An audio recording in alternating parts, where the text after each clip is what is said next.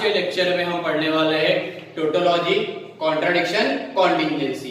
इन तीन चीजों के बारे में, इन तीन स्टेटमेंट पैटर्न के बारे में आज हम पढ़ने वाले हैं। तो होप दैट कि आप सभी को ट्रुथ टेबल बनाना आता है, फिर चाहे वो दो लॉजिकल से सिंपल स्टेटमेंट हो या फिर तीन लॉजिकल सिंपल स्टेटमेंट हो, उसके लिए आपको ट्रुथ टेबल बनाना आता है।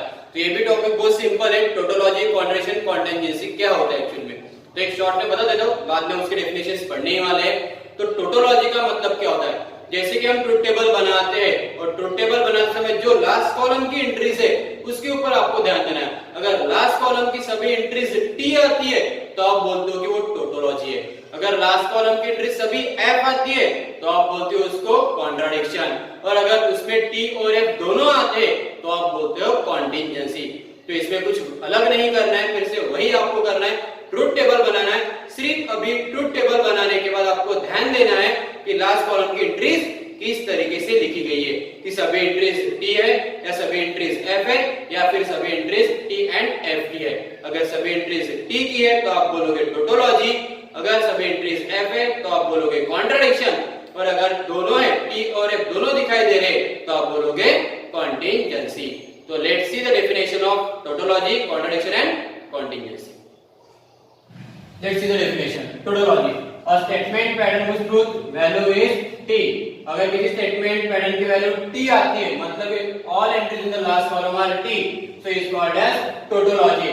अगर लास्ट कॉलम की एंट्रीज अगर सभी f आती है या उस स्टेटमेंट पैटर्न की वैल्यू f आती है तो उसको आप बोलोगे कॉन्ट्राडिक्शन।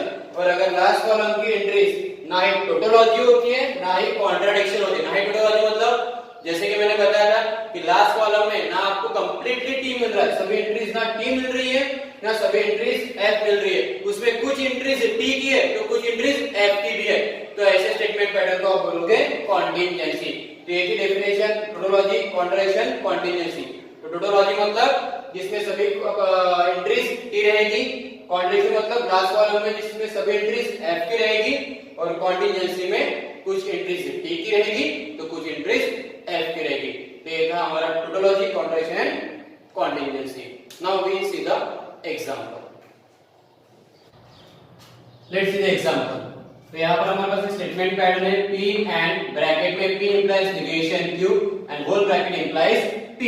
तो पहले हम क्या चेक करते हैं बेटा, इसमें कितने सिंपल स्टेटमेंट है। तो यहाँ पर दो ही सिंपल स्टेटमेंट, एक P है दूसरा Q है। तो पहला कॉलम P का जो फिक्स रहेगा, सेकेंड कॉलम Q का वो भी हमारे लिए फिक्स रहेगा, ठीक है बेटा। फिर उसके बाद और क्या लगेगा हमें, नेगेशन Q भी लगेगा, थर्ड कॉलम आएगा हमारा नेगेशन Q के लिए। देन नेक्स्ट कॉलम कौन सा लगेगा हमें, ये लगेगा P implies negation Q। Then next column, इस पूरे ब्रैकेट को P कंजंक्शन में मतलब ही एंड में है तो P and in bracket P implies negation Q। ये हो गया हमारा नेक्स्ट कॉलम। और लास्ट कॉलम क्या बनेगा, इस complete bracket implies P, so P and P implies negation Q and implies P। ये हो गया हमारा लास्ट कॉलम। तो इस तरीके से हमने कॉलम्स बना लिए। दो सिंपल स्टेटमेंट थे तो PQ आ गया था।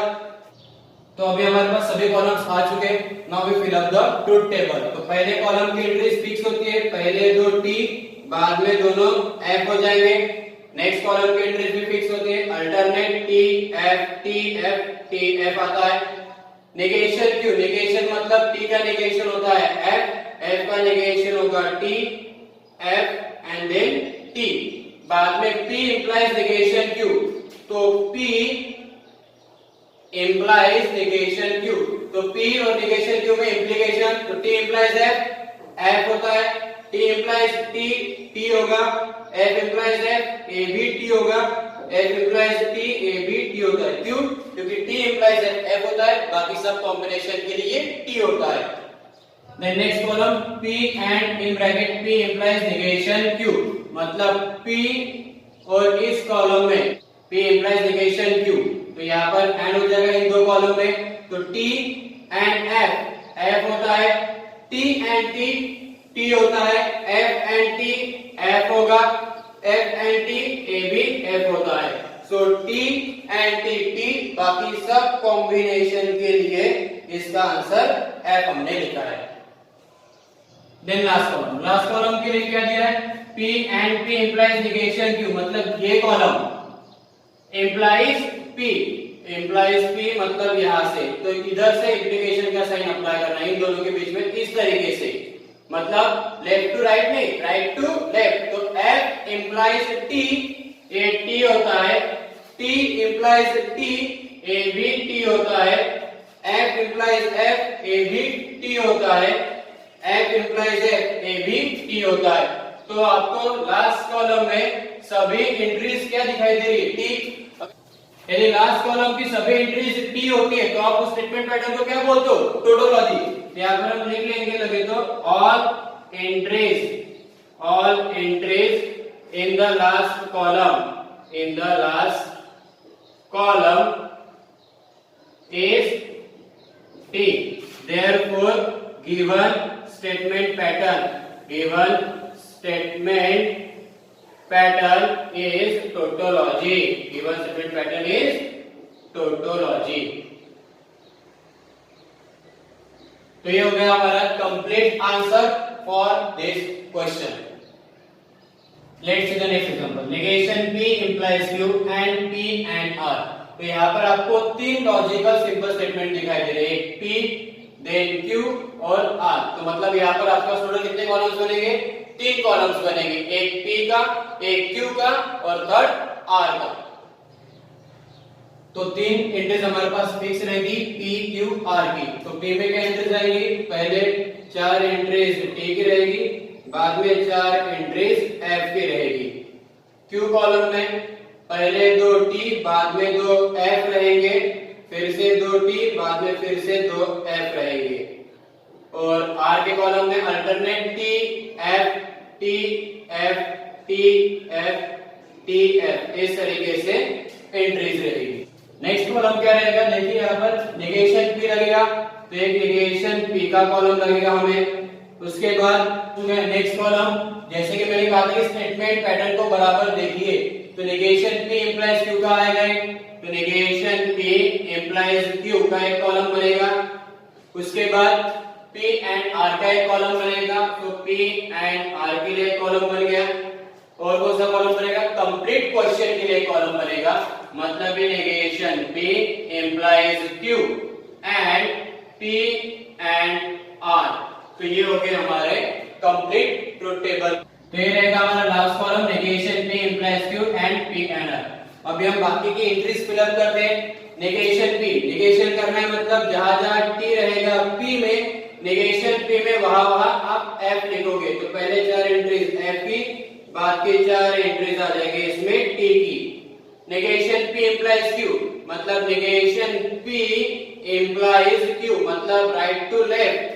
F implies T, T होगा, F implies T, A भी T होगा, F implies F, T, F implies F, T, T implies T, T, T implies T, T, T implies F, F, T implies F, F हो जाएगा।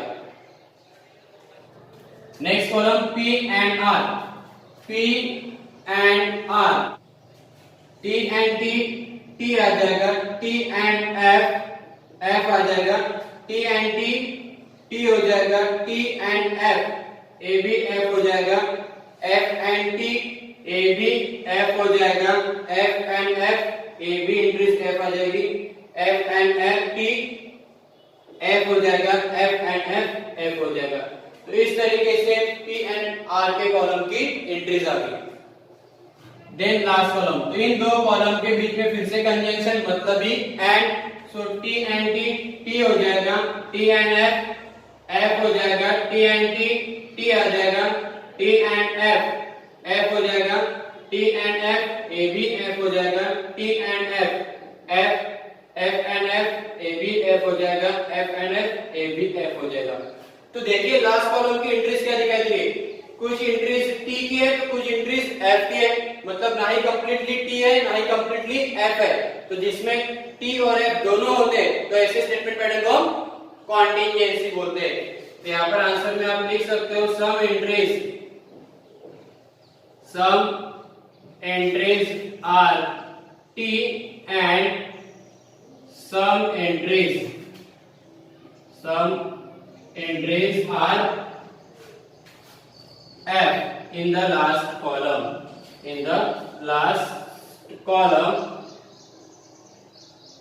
So therefore given statement pattern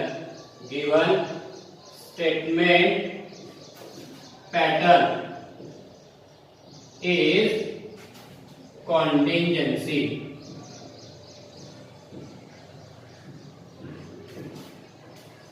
so my dear student, ये था आज का हमारा lecture जिसमें हमने 3 statement pattern के बारे में पढ़ाई की है, टोटोलॉजी, कॉन्ट्रडिक्शन एंड कॉन्टिंजेंसी। सभी एंट्रीज अगर लास्ट कॉलम की टी है तो टोटोलॉजी, सभी एंट्रीज अगर एफ है लास्ट कॉलम में तो कॉन्ट्रडिक्शन, और अगर इस तरीके से टी और एफ दोनों है तो कॉन्टिंजेंसी।